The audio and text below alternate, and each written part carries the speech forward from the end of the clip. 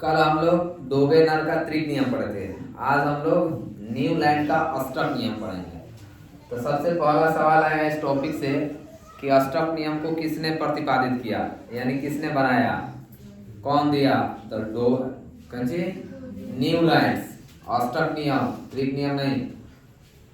त्रिक नियम डोबेनर ने दिया था और अष्टक नियम न्यूलैंड से, इसीलिए लिखा जाता है न्यूलैंड का अष्टक नियम। यानी न्यूलैंड एक साइंटिस्ट हैं जिन्होंने अष्टक नियम बनाया।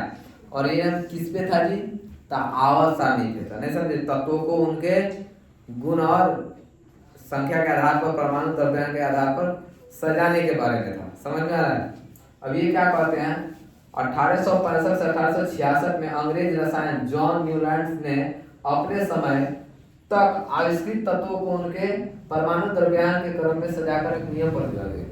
मतलब जब न्यूलैंड कितना में थे, 1865 से 18 जिस समय थे, उस समय में जितने तत्व आविष्कार हो चुके थे, जो नहीं हुए उनकी बात नहीं करते हैं वो, जो आविष्कार हो चुके थे उन तत्वों को सजाकर एक नियम बनाया।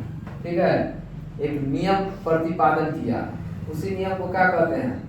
न्यूलैंड का अष्टक नियम। और अब सवाल है कि अष्टक नियम किसे कहते हैं? कौन सा नियम है जिसे अष्टक नियम कहते हैं? तो यहाँ देखिए लिखा गया, यदि तो, और एक बात याद रखिएगा, पूछेगा कि न्यूलैंड ने तत्वों को किस क्रम में सजाया था?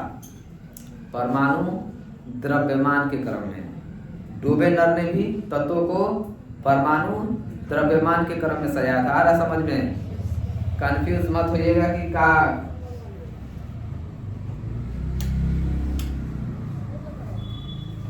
ठीक है, किस क्या सजाया था?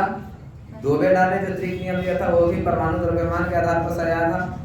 अष्टक नियम ने न्यूलैंड ने दिया, ये भी तत्वों को उनके परमाणु द्रव्यमान में बढ़ते क्रम में सजाया था। किस में सजाया था? बढ़ते क्रम। ये देखिए क्या करते हैं, तत्वों को उनके बढ़ते हुए, बढ़ते दिख रहा है, बढ़ते हुए परमाणु द्रव्यमान के क्रम में सजाया जाए। जितने भी तत्व हैं उनको उनके परमाणु द्रव्यमान में, परमाणु द्रव्यमान बढ़ते क्रम में सजाएगा। 1 2 3 4 इस तरह से बढ़ते हुए। तो किसी भी तत्व से प्रारंभ करने पर, कोई भी तत्व वहां से गिनती शुरू कीजिए। 8वें तत्व के गुण पहले तत्व के गुण के समान होते हैं। अभी आपको ये समझ में नहीं आ रहा, लेकिन थोड़ा देर के बाद आ जाएगा जब समझाएंगे। तो जैसा कि संगीत का 8वां स्वर पहले स्वर के समान होता है ना, सा रे गा मा पा धा नी सा। सा से शुरू होता है, फिर सा पे आता है। यानी जहां से आप शुरू कीजिए, समझ में आ रहा है? कहीं से 8 है ना, यहां से शुरू कीजिए, सा रे गा मा पा धा नी सा। सा से शुरू हुआ सा, यानी पहला अक्षर 8वां अक्षर क्या हो जाएगा?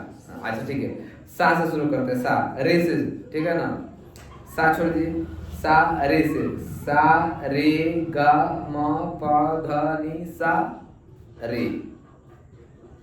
इसका 8वां होगा ना जी, तो भी आएगा रे। अब समझ में नहीं आ रहा होगा, चलो हम यहाँ थोड़ा सा और बात बताएंगे, समझ में आ जाएगा।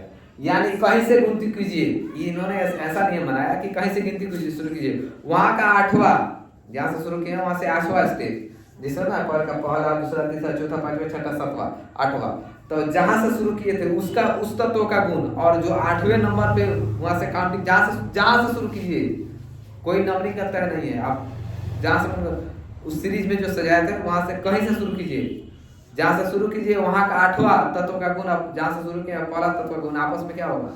एक समान होगा। और इन्होंने 8 ही कैटेगरी बनाई थी, इसीलिए अष्टक नियम के बाद। अष्टक मतलब 8 नियम। आ रहा समझ में? यदि सोडियम से गिनती प्रारंभ की जाए तो 8वां तत्व पोटासियम आता है। सोडियम से गिनती शुरू करें तो 8वां तत्व क्या आएगा? पोटासियम आएगा। और हम आपको बताए हैं कि lithium, sodium, potassium, rubidium, caesium, francium, ये सारे एक क्लास के तत्व हैं। इन सब का गुण एक जैसा होता है। परमाणु संख्या अलग अलग हो सकता है, द्रव्यमान अलग अलग हो सकता है, गुण लेकिन एक जैसा ही। सभी को पानी में डालिएगा, सभी पानी से रिएक्शन करके आग पकड़ते हैं। आ रहा समझ में? तो अगर सोडियम से शुरू की जाए तो आठवां तत्व क्या आता है? पोटेशियम आता है। और सोडियम यहाँ लिखेगा, इन दोनों तत्वों का गुण क्या होता है जी? समान होता है। सोडियम का और पोटेशियम का गुण आपस में क्या होता है जी? समान। इसी प्रकार बेरिलियम से गिनती प्रारंभ करने पर आठवां तत्व मैग्नीशियम आता है। बेरिलियम, मैग्नीशियम, और उसके बाद पता नहीं, हमको भी याद है, भूल गए हैं। ठीक है, मैग्नीशियम दोनों का गुण क्या होता है? आपस में एक समान आता है। क्या होता है जी? आपस में एक समान होता है।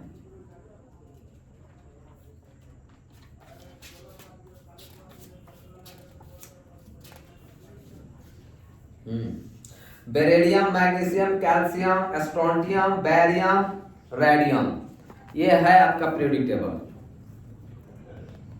पूरा खोज होते होते पीरियोडिक टेबल में यहाँ पहुंचा है, आप देख सकते हैं। समझ में आ रहा है? यहाँ देखिए, lithium, sodium, potassium, rubidium, caesium, francium, ये एक क्लास का है।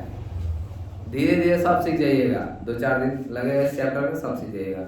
उसके बाद बेरिलियम, मैग्नीशियम, कैल्शियम, स्ट्रोंटियम, ये सारे एक क्लास के हैं। दिख रहा है क्लास इससे बना है। इस कलर दिख रहा है इसमें, इस कलर में भी बात है। अगर किसी का कलर एक जैसा है तो क्यों है, किसी का अलग है तो क्यों है? समझ में आ रहा है?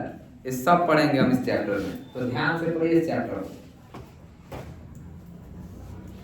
जिसके गुण बेरियम के गुण के समान होते हैं। जहां से शुरू कीजिएगा पहला तत्व और उसका आठवां तत्व आपस में क्या होगा?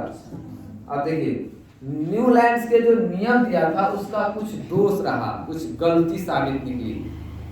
क्या निकली? न्यूलैंड्स का अष्टक नियम हल्के तत्व यानी कैल्शियम तक ही लागू था। मतलब 1 से लेके 20 तक के तत्वों पर अष्टक नियम काम करता था, उसके बाद अष्टक नियम काम नहीं करा। अरे समझ में, सिर्फ हल्के तत्वों पर अष्टक नियम लागू हुआ।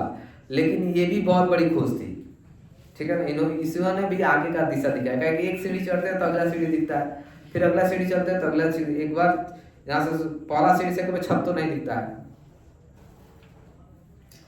भारी तत्व के लिए नहीं, क्योंकि कैल्शियम के बाद प्रत्येक आठवें तत्व का गुण प्रथम तत्व के गुण से क्या हो जाता है? भिन्न हो जाता है। कैल्शियम तक ये काउंटिंग थी कि 1 का 8वां पहले और 8वां का गुण आपस में मिलेगा। लेकिन जैसे कैल्शियम के बाद के पहले तत्व और 8वें तत्व देखे थे तो उनका गुण क्या हो जाता था जी? बिल्कुल अलग, कोई समानता नहीं। दूसरी गलती क्या निकली? न्यूलैंड्स का अनुमान था कि प्रकृति में 56 तत्व ही हैं। अब एक सवाल यहां से बनेगा, क्या बनेगा कि पूछेगा कि न्यूलैंड्स ने जब अष्टक नियम बनाया उस वक्त तत्वों की संख्या कितनी थी? तो 56। आ रहा समझ में? ध्यान से पढ़िएगा तो सवाल पकड़ में आएगा, नहीं तो समय व्यर्थ कीजिएगा, समय को आप बर्बाद कीजिएगा, समय एक दिन आपको बर्बाद करेगा। तो जब अष्टक नियम न्यूलैंड्स ने दिया था उस वक्त 56 तत्व ही खो चुके थे और उसका मानना था कि 56 तत्व ही रहेगा, इसके बाद तत्व की खोज नहीं होती। ये उसकी सबसे बड़ी गलती निकली। बाद में और सारे भी तत्व खोज हुए, किंतु यह अनुमान गलत निकला। आगे चलकर अन्य बहुत से नए तत्वों का आविष्कार हुए जिनके आचरण अष्टक नियम के प्रतिकूल थे। एक होता है अनुकूल, एक होता है प्रतिकूल। मैथ वाले चैप्टर पढ़ाए थे, हैं? अनुकूल दिशा में तैरता है तो धारा की दिशा में, हैं? धारा की विपरीत दिशा में, तो धारा के अनुकूल और धारा के प्रतिकूल चाल पढ़े थे। तो अनुकूल मतलब उस जिस तरह से जा रहा है उधर से जाएगा, प्रतिकूल मतलब उल्टा, अनुकूल मतलब सीधा, प्रतिकूल में उल्टा। तो यानी जितने भी आगे तत्व जो खोज हुए वो अष्टक नियम को वैरी नहीं करते थे, अष्टक नियम के हिसाब से नहीं फिट बैठते थे। समझ में आ रहा है? सीधे उसका उल्टा हो गया, तो इस कारण से उसका नियम फेल कर गया। तीसरा, न्यूलैंड्स के कुछ ऐसे अदृश्य गुण वाले तत्वों को एक ही स्तर के अंदर रखा गया। कुछ ऐसे तत्व हैं जिनको एक ही जगह रखा गया जबकि उनका गुण अलग अलग था, और उनको क्या किया? एक ही को क्लास में रख दिया, एक साथ रख दिया, जबकि उनका गुण क्या था जी? अलग अलग था। उदाहरण के लिए कोबाल्ट और निकेल फ्लोरीन और क्लोरीन के साथ रखे गए थे। फ्लोरीन और क्लोरीन का आपस में गुण मिलता है, लेकिन कोबाल्ट और निकेल से फ्लोरीन और क्लोरीन का गुण नहीं मिलता। कोबाल्ट और निकेल धातु हो गया, फ्लोरीन और क्लोरीन अधातु हो गया। तो उन्होंने जो नियम बनाया था उसी में रख दिया था, ये भी फिट नहीं बैठा। जबकि उनके गुण में भिन्नता होती है। इसी प्रकार Fe और CO और निकेल से दूर रखा गया, एल्पीन के गुण क्या होते हैं जी। अब कोबाल्ट और निकेल को दूर रखा गया, किससे? Fe मतलब लोहा से। जबकि कोबाल्ट और निकेल का गुण किससे मिलता है? लोहा से मिलता है। कोबाल्ट और निकेल का गुण लोहा से मिलता है, तो लोहा के साथ में नहीं रखा गया। कोबाल्ट और गुण क्लोरीन और फ्लोरीन के से नहीं मिलता है, लेकिन उनके साथ रखा गया। तो ये उनकी गलती रही। चौथा, अक्रिय गैस का आविष्कार हो जाने पर नवम तत्व प्रथम तत्व के समान गुण वाले होता है, न कि आठवां। और एक नए तत्व का खोज हुआ था, जिसको क्या कहते हैं जी, अक्रिय गैस का जब खोज हो गया तब आठवां पहला का गुण और नौवां का गुण सेम होता था, न कि आठवां का। समझ में आ रहा है? एक और क्लास जोड़ा गया, यहाँ से मेन खोज यही से शुरू हुआ है। अतः यह नियम अधिक प्रचलित न हो सका और आगे चलकर इस नियम का परित्याग कर दिया गया, मतलब इस नियम को छोड़ दिया गया। फिर भी इतना तो निश्चित रूप से कहा जा सकता है कि न्यूटन ने ही बताया कि तत्वों के गुण उनके परमाणु द्रव्यमान पर निर्भर करते हैं। तब आपसे पूछेगा, यहाँ से सवाल बनेगा कि किसने बताया कि तत्वों का गुण उनके परमाणु द्रव्यमान पर निर्भर करता है? तो न्यूलैंड्स ने। सबसे पहले तत्वों को परमाणु द्रव्यमान के बढ़ते क्रम में किसने सजाया? न्यूलैंड से। सबसे पहले तत्वों को परमाणु द्रव्यमान के क्रम में कौन सजाया? डोबेनर ने। वो बढ़ते क्रम में नहीं सजाया था, खाली सजाया था, इसने बढ़ते क्रम में सजाया। कितने तत्व थे इसके समय? 56 तत्व। गलती हम बताइए दिए, समझ में आ रहा है? और अगले पेज पर ये ही नियम था उसका। ये जो देख रहे हैं सारणी, यही न्यूलैंड्स ने बनाई थी अपने समय में, जब 56 तत्व ही खोज हुए थे। कितने खोज हुए थे? 56 तत्व ही खोज हुए थे। आज स्वर का रहा है सा रे गा मा पा धा नी सा, इतने हैं। इसी तरह सजाया। अब खूब ध्यान से समझिएगा। यहाँ से आठवां शुरू कीजिए। यहाँ से आप 8 स्वर पर मत जाइए, आठवां गिनिए। पहला, दूसरा, तीसरा, चौथा, पांचवा, छठा, सातवां, आठवां। आ गया एक लाइन में। इसका गुण और इसका गुण आपस में क्या हो गया? एक जैसा हो गया ना। अच्छा, यहाँ से आठवां गिनिए। 1 2 3 4 5 6 7 8 आ गया। तो इसका और गुण इसका आपस में क्या होगा? एक जैसा होगा। आ रहा समझ में? यहाँ से आठवां गिनिए। 1 यहाँ से गिनिए। 1 2 3 4 5 6 7 इसका आठवां ही हुआ। इसका गुण और इसका गुण आपस में क्या होगा? तो न्यूलैंड्स ने ही बताया था कि तत्वों को बढ़ते हुए परमाणु द्रव्यमान के क्रम में सजाया जाए तो उनके गुण आपस में मिलते हैं। समझ में आया? तो हाइड्रोजन, फ्लोरीन, क्लोरीन, इसका आपस में गुण मिला, इसका मिला, इसका मिला, यहाँ तक। इसके बाद भारी तत्व आने लगा ना, यहाँ तक सही चला ये नियम। इसके बाद लगा गैदरिंग होने, गड़बड़ होने। समझ आ रहा? फॉलो नहीं किया। और किस श्रेणी में रखे? कोबाल्ट और निकेल को यहाँ रखा है, क्लोरीन और फ्लोरीन में। अभी हम लोग पढ़े हैं, क्लोरीन और फ्लोरीन में रखा गया। क्लोरीन हो रहा है, फ्लोरीन, इसमें कोबाल्ट और निकेल को रखा गया। जबकि इसका गुण किससे मिलता है जी? लोहा से मिलता है। Fe किधर है? यहाँ है। समझ में आ रहा है? तो इनकी ये गड़बड़ी निकली और बाद में अक्रिय गैस खोज हो गए। ठीक है, तो एक सीरीज इधर बनाया गया, एक क्लास। तो 8वां ये हो जाएगा 9वां। समझ में आ रहा? तो एक और इसमें पड़ गया। ये सारी गलती थी न्यूलैंड्स की, जिसके वजह से उनका थ्योरी जो हुआ फेल कर गया। अब समझिए, अब क्या कहते हैं? अतिरिक्त न्यूलैंड्स ने ही बताया कि तत्वों का गुण आवर्ती होते हैं। आवर्ती का मतलब रिपीट करेगा। आवर्ती मतलब अशांत आवर्ती, अशांत अनावर्ती, आवर्ती पढ़े हैं, रिपीटेटिव यानी तत्वों का जो गुण होगा वो रिपीट करेगा। कुछ ऐसे तत्व होंगे उसके जैसे बहुत सारे तत्वों का गुण होगा आपस में। ये नहीं है कि इंसान की तरह ये इंसान उससे इंसान से एकदम अलग है, वो इंसान उससे एकदम अलग है तो अलग, जितने तत्व है सारे के सारे अलग होंगे ना। सभी तत्वों में कुछ ऐसे तत्व होंगे जो ना होता है एक दूसरे से मैच करेगा उनका गुण। तो ये किसने बनाया बताया? तो पूछेगा तत्वों का गुण आवर्ती होता है, किसने बताया? न्यूलैंड्स ने। 3 4 5 ऑब्जेक्टिव यहाँ से निकलता है, बढ़िया बढ़िया।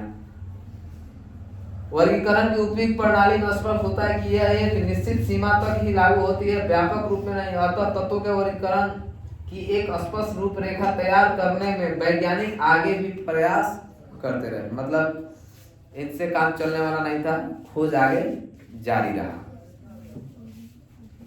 आप समझिए मेंडलीव एक और साइंटिस्ट आए तहलका मचाने दुनिया में, इसका नाम क्या है? मेंडलीव।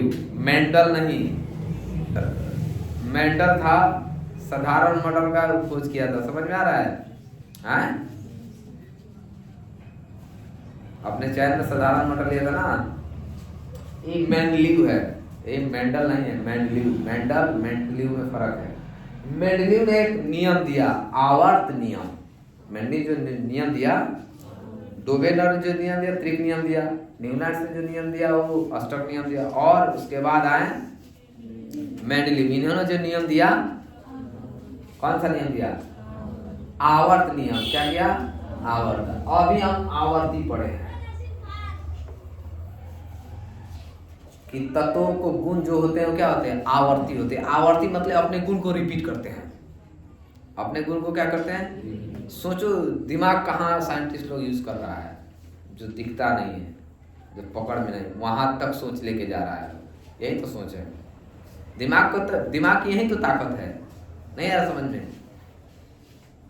दिमाग की यही तो ताकत है कि आज इतना दुनिया एडवांस हो चुका है, ये दिमाग की ताकत है, शरीर की ताकत नहीं है।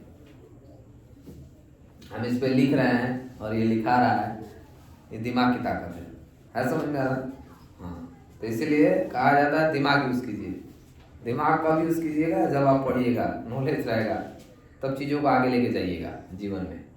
चलिए मेंडलीव ने प्रेडिक्ट टेबल समझे, एक प्रेडिक्ट लॉ बनाया। क्या लॉ? ये देखिए, न्यूलैंड्स के अष्टक नियम से प्रेरित होकर, न्यूलैंड्स से जो नियम देते हैं उनसे सीख कर रूसी रसायनज्ञ दामित्री मेंडलीव ने तत्वों को भौतिक और रासायनिक गुण का गहन अध्ययन करके खूब डीपली स्टडी, मतलब ना हर तत्व, जितने उस वक्त तत्व खोज हुए थे उसको पूरा खानदान के बारे में पूरा एक एक चप्पा चप्पा ना होता है, गली गली पूरा एकदम गहन अध्ययन, मतलब बहुत डीपली स्टडी किए करके तत्वों के वर्गीकरण की एक नई प्रणाली विकसित की। मेंडलीव से जो नियम जो खोज किए थे न्यूलैंड्स, उनसे कुछ सीख कर और जितने भी तत्व थे उनको खूब बढ़िया से पढ़कर समझकर अपना से एक और नियम इन्होंने बनाया, जिसको कहा गया कौन सा नियम? आवर्त नियम। तत्वों को उनके बढ़ते हुए परमाणु द्रव्यमान में सजाकर उन्होंने देखा। तो ध्यान से सुनो, इन्होंने भी तत्वों को परमाणु द्रव्यमान में ही सजाया। नहीं आ रहा समझ में? आए इससे पहले जितने डोबेलर, न्यूलैंड्स ने परमाणु द्रव्यमान के बढ़ते क्रम में सजाया था, और जब मेंडलीव इन्होंने भी परमाणु द्रव्य में बढ़ते क्रम में सजाया। आ रहा समझ में? सजा के देखा तत्वों के उनके कर्मिक परिवर्तन होता है। तत्वों के गुणों में कर्मिक एक शेड्यूल वाइज होता है, उनमें चेंज ना होता है, एक कर्मिक परिवर्तन थोड़ा थोड़ा थोड़ा थोड़ा चेंज होते जाता है उनमें।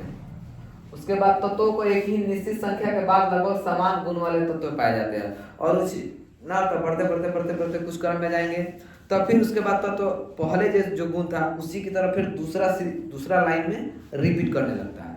नहीं समझ में? जैसे लाइन लगा दिए तो एक नंबर के बाद जाने के बाद देखा गया कि इसके बाद फिर ही जितना ही पहले का गुण था वैसे ही भी आगे फिर से शुरू से रिपीट कर रहा है। नहीं समझे?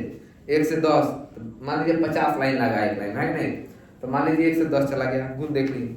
फिर 11वां से लेकर 20वां तक ले देखा गया कि इसका 11वां से 20वां तक 1 से 10वां तक के जैसा गुण है। समझ में आ रहा है? यानी एक समय के बाद फिर से रिपीट होने लगा। 10 गया, जैसे आप अशांत आवर्ती पढ़े हैं कि 3 अक्षर के बाद फिर से रिपीट करेगा, 4 अक्षर के बाद रिपीट करेगा, 5 अक्षर रिपीट करेगा, 2 अक्षर के बाद रिपीट करता है, पढ़े है ना?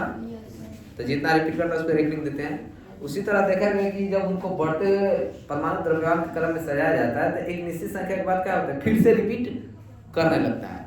जैसे पढ़े ना भागा कि फिर से रिपीट होने लगेगा। जैसे 9 से भागा दे 10 में तो रिपीट करेगा 3 3 3 3 3 है, 1 अंक के बाद। वैसे बहुत सारी चीजें 2 अंक के बाद रिपीट करेगा, 3 अंक के बाद रिपीट करेगा, 4 अंक के बाद। तो इन्होंने देखा गया कि एक निश्चित संख्या के बाद फिर से गुण, फिर से तब तो जो है वो गुण को रिपीट कर रहा है। अपने निष्कर्ष के आधार पर मेंडलीव ने एक नियम का प्रतिपादन किया जिसे मेंडलीव आवर्त नियम कहते हैं। इस नियम के अनुसार तत्वों को भौतिक और रासायनिक गुण उनके परमाणु द्रव्यमान के आवर्त फलन होते हैं। आवर्त मतलब एक निश्चित समय के बाद फिर से रिपीट करेंगे। आवर्त फलन का मतलब एक निश्चित संख्या के बाद फिर से रिपीट करेंगे गुण। दूसरे शब्दों में यदि तत्वों को उनके बढ़ते हुए परमाणु द्रव्यमान के क्रम में सजाया जाए तो एक निश्चित संख्या के बाद समान गुण वाले पाए जाएंगे। एक निश्चित संख्या जाएंगे तो फिर से वो रिपीट होगा। समझ में आ रहा है? थोड़ा सा मुश्किल है, तुम लोग लग रहा है सर क्या समझा रहा है पता नहीं। ये है डामिट्री मेंडलीव, ठीक है, ये साइंटिस्ट है। तो आवर्त का नियम इसी ने, आवर्ती तो वो होता है न्यूलैंड्स ने बताया था, आवर्त नियम इसने दिया। इसने कहा कि अगर तत्वों को बढ़ते क्रम में सजाया जाए तो एक संख्या के बाद, एक सीमा के बाद तत्व का गुण आवर्त फलन होता है। आवर्त मतलब रिपीट करेगा, फिर से रिपीट करेगा अपने गुण को। वो क्या करेगा समझिए, इनकी थोड़ी सी बायोग्राफी है यहाँ पर। इनका जन्म 8 फरवरी 1834 को रूस में साइबेरिया के टोलास्क में हुआ था। प्रारंभिक शिक्षा पूरी करने के बाद माँ के प्रोत्साहन से इन्होंने विश्वविद्यालय में दाखिला लिया। उन्होंने 1856 में स्नातकोत्तर यानी बीए एवं 1965 में पीएचडी की उपाधि, बीए किए, स्नातक का मतलब होता है बीए और पीएचडी मतलब डॉक्टर नाम के आगे जुड़ेगा। 1867 में इन्होंने सेंट पीटर्सबर्ग विश्वविद्यालय में सामान्य रसायन के प्रधानाध्यापक नियुक्त हुए यानी प्रिंसिपल बने। अपनी माँ के प्रेम से अभिभूत होकर उन्होंने अपनी सारी कृतियां माँ को समर्पित, यानी जितना उन्होंने खोज किया था, जितनी डिग्री हासिल की थी, सब माँ के नाम को समर्पित कर दिए। तत्वों के वर्गीकरण के क्षेत्र में इनके योगदान को कभी भी भुलाया नहीं जा सकता। इन्होंने तत्वों को आवर्त नियम का प्रतिपादन किया, जिसके आधार पर निर्मित आवर्त सारणी आज मेंडलीव की आवर्त सारणी के रूप में विश्व विख्यात हो चुकी है। और इन्होंने जो नियम दिया उसमें थोड़ा बहुत चेंज करके आज का जो प्रेडिक्टर हम अभी दिखाए हैं वो बना है। तो इनके योगदान को भुलाया नहीं जा सकता है। इसकी सारणी की सहायता से आज अनेक नए तत्व अभिकृत हो चुके हैं ना। इसने कमाल बात कहा, हम आगे बताएंगे वीडियो में। 1890 में इन्होंने प्राध्यापक पद त्याग पत्र दे दिया, मतलब प्रिंसिपल से रिजाइन किए। बाद में उन्होंने मापतौल भाग में निर्देशक नियुक्त किया। अंत में 1907 में मेंडलीव की निधन हो गया। निधन मतलब उनका देहांत हो गया। समझ में आ रहा है? यही इन्होंने नियम दिया था, दिख रहा है? इन्होंने क्या दिया था? यही नियम। न्यूलैंड से भी 8 को रखा था, इन्होंने भी क्या किया? 8 को रखा। इन्होंने जो दिया एकदम पूरा प्योर नहीं दिया, थोड़ी गलती इनमें भी लिख ली, लेकिन हाँ अभी तक जितने खोज हुए थे त्रिक नियम या अष्टक नियम, उन सबों से ज्यादा सफल रहा ये। इन्होंने क्या किया? बहुत सारी चीजें की इसमें, और अपने रीजन में बहुत सारा चेंज भी किया इसमें। देखिए क्या होता है, ऊपर को इस तरह से जाता है उसको क्या कहते हैं? वर्ग, और नीचे जो आता है उसको क्या कहेंगे? आवर्त। इससे क्वेश्चन आया होगा आपके टेस्ट एग्जाम में, खूब ध्यान से समझिए, अब समझ में आएगा कि क्या पूछ रहा था। तो मेंडलीव के आवर्त सारणी में वर्गों की संख्या कितनी थी? 8। कितने वर्ग थे जी? 8। आवर्त कितने थे? आवर्त कितने थे जी? 12। याद रखिएगा, वर्ग की संख्या कितनी थी? 8, आवर्त की 12। 1 2 3 4 5 6 7 8। इसमें खाली हाइड्रोजन को रखा उसने, बाकी सब खाली छोड़ दिया। आ रहा समझ में? जो भी साइंटिस्ट था लगातार सजाते जाता था, और ये क्या किया? खाली छोड़ दिया। उसके बाद दूसरे को रखा लिथियम, जिसका द्रव्यमान हाइड्रोजन का 1 होता है, लिथियम का 7 होता है। देखिए द्रव्यमान। फिर beryllium, boron, carbon, nitrogen, oxygen, fluorine, यहाँ तक सजाया। फिर इसके बाद तत्वों को रखने जा रहा था तो देखा कि नहीं, तो इसके आगे जो रखेंगे इसका गुण इसके लिथियम से गुण मिलता है, तो लाके इधर रख दिया। नहीं समझ में? आगे सजाए तो देखा कि नहीं, इधर रखेंगे तो अलग हो जाएगा, यहाँ रखेंगे तो इसका गुण क्या होगा? तो जिसका जिसका गुण मिलता उतना नोटिस करके ही नहीं सजाया कि जहाँ का गुण मिलेगा ही जहाँ रखेंगे। इन्होंने द्रव्यमान के क्रम में सजा दिया और खूब डीपली स्टडी किया, तो आगे नहीं रखा। कहा कि ना इसका गुण तो मिल रहा है, तो यहीं रख देते हैं। तो बढ़ते क्रम में भी हो गया, इसको नीचे भी हो गया, इसका गुण मिलेगा। फिर sodium, magnesium, aluminium, silver, phosphorus, sulphur, chlorine, potassium, calcium मिल रहा है, ये मिल गया। तो इस तरह इन्होंने सजाया। और 8वां ग्रुप में जो डोवेलर ने छाटा थी, न्यूलैंड से छाटा था, कोबाल्ट और निकल को अलग रखा था फ्लोरीन के साथ, उसको निकाल के इन्होंने एक साथ रख दिया। आयरन, कोबाल्ट, निकेल, कॉपर, इन सबको क्या किया? एक तरह। उसके बाद इसको रखे एक साथ, इसको बाद इसको इन्होंने रखा। ठीक है, 8वां ग्रुप बनाया और इतने को रखा। फिर सजाते गए और इन्होंने क्या कहा कि जितना खोज हुआ वो ठीक है। कहीं कहीं देखिए प्रश्नवाचक चिन्ह है। इन्होंने कहा कि भविष्य में कुछ ऐसे तत्व खोजे जाएंगे जो इन खाली खंडों में फिट बैठेंगे। दूरदृष्टि, भविष्यवाणी, नहीं यार समझ में कि हाँ, इन्होंने कहा कि हम जो खाली, देखिए बाकी था जितना खोजे उसको सजा दे जाता। इन्होंने कहा कि नहीं, कुछ खंड छोड़ दिया इन्होंने, कहिए कुछ खंड छोड़ दिया, समझ में आ रहा है? और छोड़ के कहा कि हई तो अभी हई हुआ है, इधर नहीं हुआ है, तो ये इससे मिलेगा, इन्हें किसको किधर लगा दिया। कहा कि ना, ये जैसा हम खंड छोड़े हैं, आने वाले भविष्य में कुछ ऐसे तत्व खोजे जाएंगे जो इन्हीं खंडों में एकदम फिट बैठेंगे, और ये सही साबित हुआ। इसीलिए मेंडलीव का जो नियम था, आवर्त नियम, सफल माना जाता है। नहीं यार समझ में? भविष्यवाणी करके।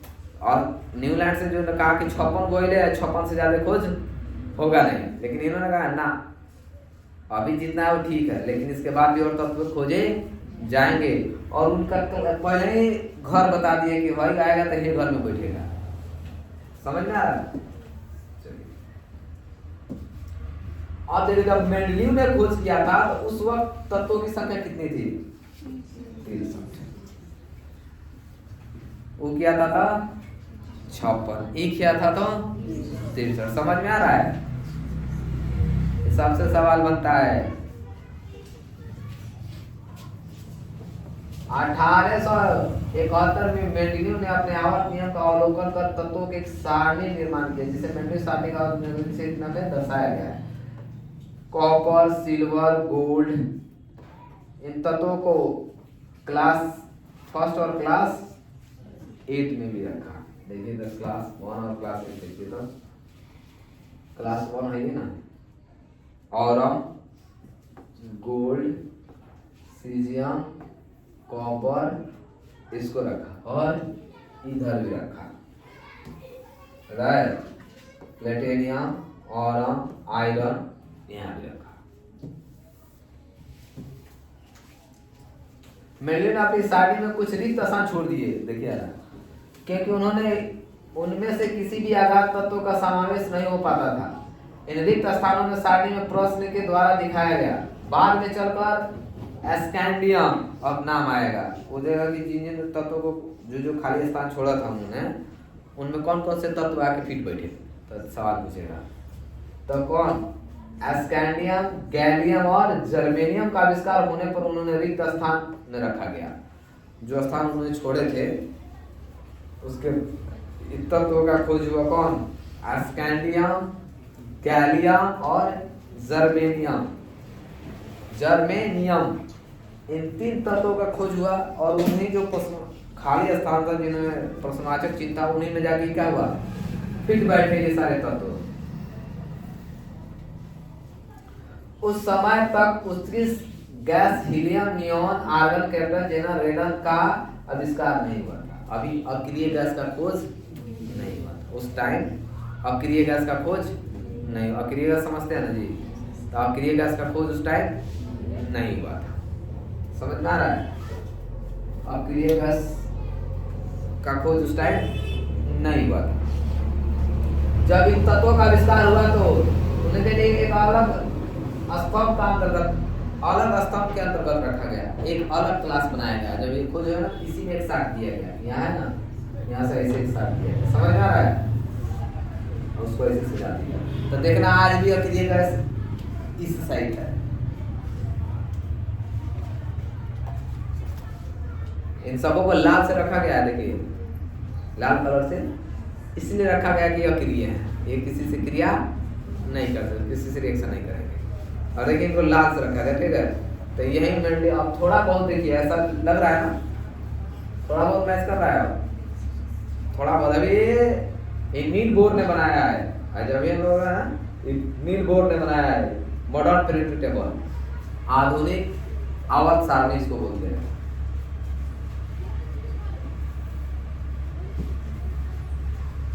अतः आवर्त सारणी में कुछ नए तत्वों का समावेश को ध्यान में रखकर कुछ आवश्यक संशोधन किए गए। संशोधित आवर्त सारणी को सारणी 3.5 में दिखाया गया। देखिए आवर्त मेंडलिन की आवर्त सारणी की कुछ मुख्य विशेषताएं, इनकी खूबी क्या थी। मेंडलिन आवर्त सारणी का वर्णन करने में सारणी में इतना का उपयोग किया गया। इसमें क्या गया, वर्ग और उपवर्ग बना दिए। इसकी क्या खास बात थी, वर्ग और ग्रुप और सब ग्रुप बना दिए गए। और सर ग्रुप और सब ग्रुप क्या होता है बताएंगे। आवर्त सारणी के उदग्र स्तंभों को वर्ग कहा गया। क्या गया, जो खड़ा खड़ा है, जो खड़ा खड़ा है उसको कहा गया। उदग्र मतलब खड़ा होता है, क्षैतिज मतलब सोया हुआ होता है, समझे। पेन हमारा अभी क्षैतिज है और इस तरह से करते तो क्या हो जाएगा, उदग्र। तो उदग्र को क्या कहा गया, तो पूछेगा कि उदग्र को क्या कहा गया। इन्हें रोमन में लिखा मैंने, रोमन नंबर है जी, एक तो हिंदी में नहीं लिखा, किसमें लिखा, रोमन में। तो पूछेगा कि उन्होंने कौन सी संख्या का प्रयोग किया था, Roman number, international, national, Arabic, पता नहीं है, तो Roman.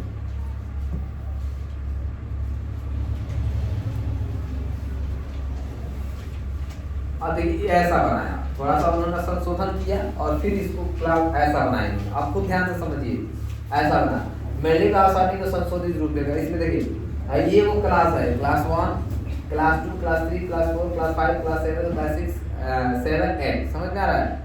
Class 1, class 2, class 3, class 4, class 5, class 6, class 7, class 8। और एक बताया था ना, जो अक्रिय गैस का खोज हुआ तो लास्ट में चिपका दिया गया था, दिख रहा है, इसको सटा दिया गया। इसको क्या नाम रखा गया, शून्य। ये किसी से रिएक्शन करता नहीं करता है, इसीलिए इसको शून्य गैस कहते हैं, अक्रिय गैस।